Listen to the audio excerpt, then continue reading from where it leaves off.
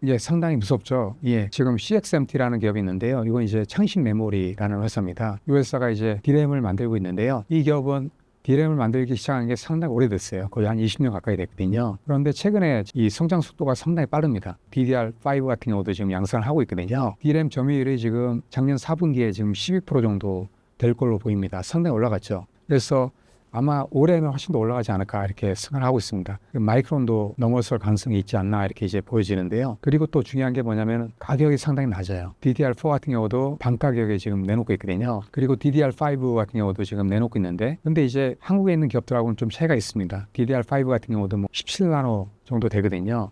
근데 한국은 보통 이제 10나노 초반이거든요. 그러니까 어느 정도 차이가 있는 거죠. 제가 보기에는 한 4, 5년 정도는 아직 차이가 있지 않나 이렇게 이제 보고 있습니다. 그래서 차이가 있지만 그래도 상당히 지금 위협적으로 많이 오고 있습니다. 그래서 범용, 특히나 이제 성수공정 반도체는 앞으로 삼성이나 SK가 쉽지 않겠다 이런 생각이 듭니다. 그래서 일단은 뭐 삼성이나 SK 같은 경우에는 뭐 HBM이라든지 고가 메모리, 첨단 메모리 이쪽으로 가야 됩니다. 지금 뭐 이쪽에서는 지금 HBM도 하고 있는데요. 지금 하고 있는 게 HBM2 정도밖에 못합니다. 아직까지는.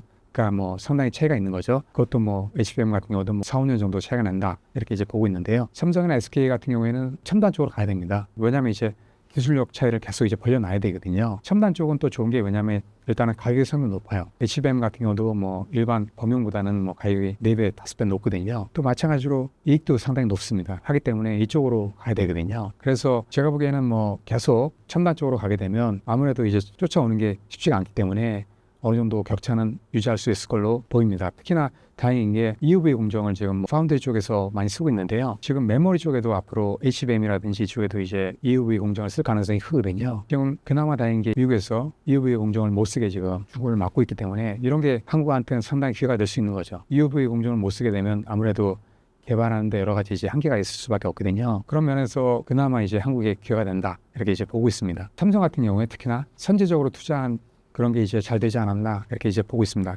제가 한번 예를 한번 들어보면 90년대 초반에 그때 이제 웨이퍼가 있는데 보통 그때는 6인치 웨이퍼가 이제 보편적이었습니다. 그런데 그때 이제 8인치 웨이퍼로 적극적으로 이제 투자를 했거든요. 그때 당시에도 상당히 불황이었습니다. 시장이 별로 안 좋았는데 삼성 같은 경우에 그때 엄청난 투자를 했습니다. 그래서 남들이 불황이 돼가지고 이제 투자를 안 할 때 이제 8인치 웨이퍼에 엄청난 투자를 했거든요. 그러면서 몇 년 지난 다음에 호황이 왔을 때 엄청난 격차가 벌어졌거든요. 그러면서 이제 훨씬 더 앞서갈 수 있었던 거죠. 90년대 후반에도 마찬가지로 선제적으로 투자를 했습니다. 삼성 같은 경우에. 그래서 그 당시에도 이제 8인치에서 10인치로 넘어갈 때였는데 그때 경쟁 기업들은 투자를 못했습니다. 왜냐하면 이제 불확실하기 때문에 또 시장도 안 좋았기 때문에. 근데 이제 삼성은 선제적으로 투자를 했습니다. 위험을 무릅쓰고 이제 투자를 한 거거든요. 10인치로. 그런 다음에 이제 뭐 몇 년 지난 다음에 엄청난 격차가 또 벌어졌어요. 이런 식으로 삼성은 계속 이제 불황일 때 남들이 투자하지 않을 때 적극적으로 이제 투자를 했거든요. 그런 성과가 몇 년 있다가 호황이 왔을 때 이제 효과가 바로 나타났거든요. 이런 식으로 삼성은 불황일 때 투자했던 게 엄청난 효과를 본 겁니다. 그러면서 이제 경쟁 기업들과 격차를 엄청나게 늘릴 수 있었던 거죠. 그런 식으로 해갖고요. SK 하이닉스도 상당히 잘했는데요.